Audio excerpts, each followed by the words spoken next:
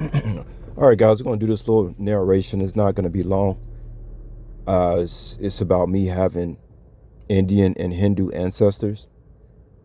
And so we're going to let it play, and then I'll tell you guys what I think and feel about that.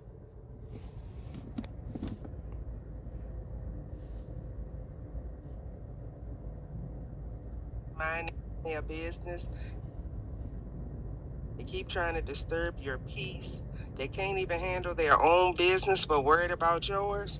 Yeah, they're getting a lot of karma. Like every time they get in your business, they manifest more karma. Someone likes you. You could have a neighbor that likes you that you're not interested in. Yeah, this is somebody that was trying to make noise outside of your house or something like that. Now they want to be friends, or somebody that was stalking you in your neighborhood close by. You have Hindu Indian ancestors. Somebody is stalking you on your job. So if you're on a public platform, one of them people, I've been seeing a lot of Texas plates, have been stalking you. Yeah, stop worrying. God already made a way. And this person that's stalking you likes you,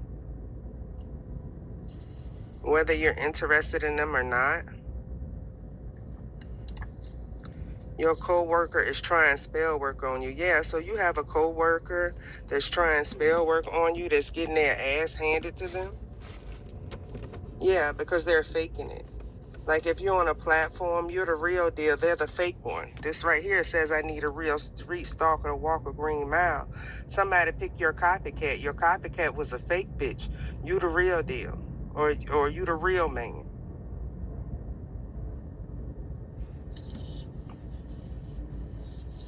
Yeah. So you had a coworker to come to your location, find your information, stalk you to try spell work on you, that's backfiring on them. Now they even could have came to your neighborhood and worked with one of your neighbors. They're all getting fucked up. Holes in different area codes. This could be somebody that you dated with, that you didn't even know this different hole in a different area code existed, but this holding came from another area code to work against you, and you don't even know this bitch existed. Like, All right, we're going to stop it right there, y'all. Yeah, sounds pretty grim, don't it? But anyway, the whole thing about me having Indian and Hindu ancestors, I can honestly tell you guys that answers, a big subconscious question that I've had ever since I was born. When I was born, I remember, I don't know how else to describe this, but I remember the archetype of Ganesha, that elephant head. I remember somehow seeing that, like, for the first 2 years of my life. For the first 2 years of my life, or first year of my life, I remember seeing the archetype of Ganesha repeatedly. And I can't explain to you guys how I saw it. Did I see it when I was dreaming? Did I see it while I was asleep? Did I actually see a person with an elephant? I don't know. I believe that these are archetypes of our subconscious mind. We all have representations of our ancestors. If our ancestors were gods, we are the physical manifestation of our ancestors. So I also have Egyptian ancestors. So if you have, let's say you have Hindu ancestors, but you were born a so-called black person, right? Well, at least that's how the world sees you, which is really messed up, because I always tell y'all there's no such thing as equality. Not everybody that's walking around with dark skin is so-called African American. And I can personally tell you guys that when I come across so-called African Americans, they don't even look at me like their brother. They look at me like, what are you? That's the look I get from the average black person in America, the so-called Negro. They look at me like some of them don't even think I'm from this country.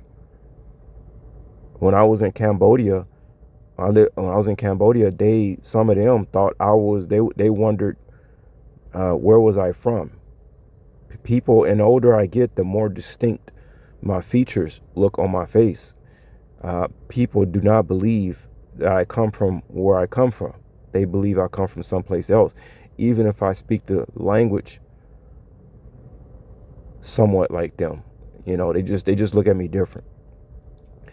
So I used to have a statue of Ganesha when I lived in Las Vegas, and what I used to do, I used to take holy water, which some of y'all know I use Florida water. Florida water is an aspect of holy water.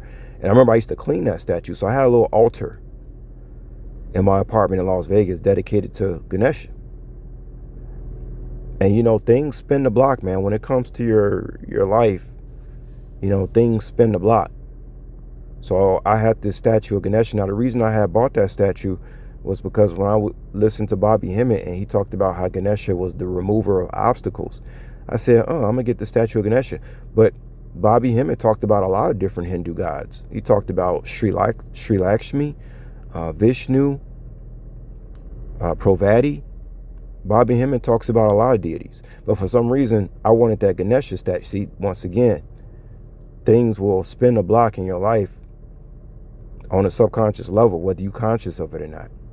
And then you'll find out later, oh, that's why I bought that statue Ganesha, because you connected to Ganesha. I even got a YouTube video out there saying that I am Ganesha.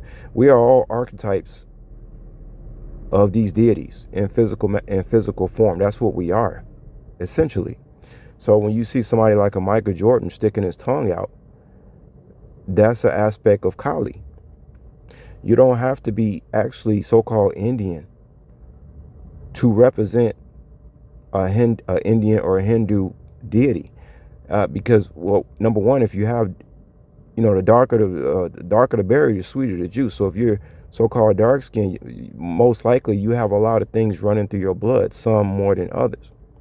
Some people, you might see some black people that look more African that live in the United States. You might say, hey, you look Nigerian. Oh, I'm not Nigerian. I'm African American. I was born in Philadelphia. But they look Nigerian to you because maybe they look like somebody that you used to know that was Nigerian. But that's the product of being a dark skinned person. You have a long history. So me, just to wrap this up, yeah, when I look in the mirror, I see Indian. I see like an Indian. Like the older I get, the more Indian I look to myself. I don't look like the people in the neighborhood that I grew up around. If I was to see the people that I went to elementary school with, and they're now 44, 45 years old, stuff like that, they don't look anything like me. They would look at me weird. Guys, there are black people who I say, yo, what up, bro? And they just got this look. This is one guy I see all the time. This guy never says nothing to me. He must be in his 20s. And always, like, I be polite to him on purpose, right? Because I'm like, what's wrong with this brother? Like, every time I say what's up to him, he just looks at me like he looking at it like some kind of ghost or something. I'm like, am I dead or something? Like, what? Why is this brother looking at me like he? But that's happened a lot, man. I will talk to some of the Negroes, and they don't look at me the same. And even some of them who do speak to me, I can tell they do not see me the same as the average Negro that grows up in these hoods in the cities in America. But when I look in the mirror, I definitely see my Hindu side. I see that. I see it the way my ears are shaped. I sense it in the way I think, the way what I philosophize, the type of subject matters that I'm interested in. Yeah, all that. So when I found out I had Indian and Hindu ancestors, I wasn't surprised at all. Not at all.